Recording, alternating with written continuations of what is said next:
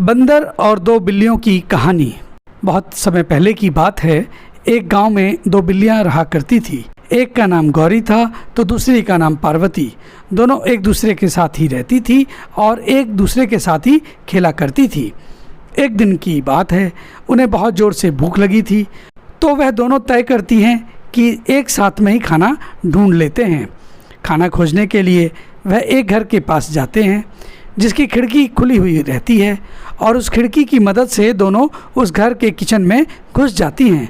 दोनों मिलकर किचन में बहुत खोजती हैं पर उन्हें खाने को कुछ नहीं मिलता। खाना खोजते समय उनसे एक मटका भी टूट जाता है जिसकी आवाज़ से घर में सो रहे एक बुज़ुर्ग जाग जाता है और वह दोनों बिल्लियों को डरा धमका के वहाँ से भगा देता है।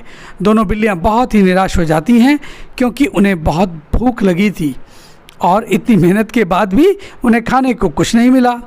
थोड़ा आगे जाने पर उन्हें एक और घर मिलता है जो कि बिल्कुल खाली था, सूना था, यानी उस घर में कोई नहीं रह रहा था।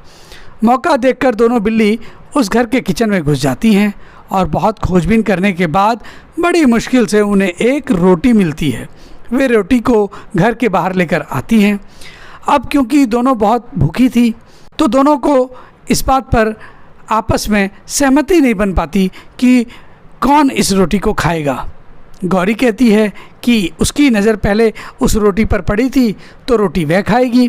पार्वती कहती कि रोटी चुरा कर वह लाई है तो रोटी वह खाएगी। दोनों में तू मैं हो जाती है और बात बात में दोनों में हाथापाई शुरू हो जाती है। दोनों बिल्लियों की इस हरकत को पेड़ पर बैठा एक बंदर देख रहा था। बंदर बहुत लालची और स्वयं खुद बहुत भूखा था और उसके मन में भी उस रोटी को खाने का लालच आया। बंदर दोनों बिल्लियों के पास नीचे उतर कर आया और उनका झगड़ा रोककर उन्हें कहता है कि वह उनकी रोटी को दो बराबर भागों में बांट देगा और वह दोनों आधा आधा उसे खा लेना। बिल्लियां बंदर की बात मान जाती हैं और बंदर उस रोटी को दो टुकड़ों में बांट देता है। अब बंदर कहता है कि एक टुकड़ा उसे ज़्यादा बड़ा लग रहा है और उसे दूसरे के बराबर करने के लिए वह उसे थोड़ा सा खा जाता है। उसके बाद वह फिर कहता है कि अभी भी उसे दोनों टुकड़े बराबर नहीं लग रहे हैं और वह फिर उसे बराबर करने के लिए थोड़ा थोड़ा रोटी खाता रहता है। बिल्लियों की समझ में कुछ नहीं आता और ऐसा ही करके बंदर धीरे धीरे रोटी के टुकड़े को बराबर करने के चक्कर में पूरी रोटी खाकर वहाँ से भाग जाता है और बेचारी बिल्लियाँ अपनी बेवकूफ़ी की वजह से भूखी की भूखी ही रह जाती हैं।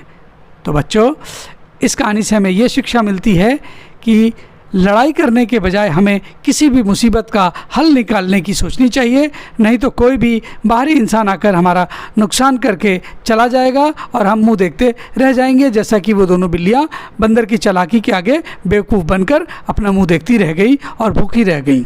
तो दोस्तों, ये थी बंदर और दो बिल्लियों की कहानी। आपको कैसी लगी अपनी राय कमेंट बॉक्स में लिखें और अगर ये कहानी पसंद आई हो तो इसे लाइक करें, अधिक से अधिक शेयर करें। हमारे इस चैनल को भी सब्सक्राइब करना ना भूलें। इस रोचक और ज्ञानवर्धक शिक्षाप्रद कहानी को सुनने के लिए आप सबका बहुत बहुत धन्यवाद।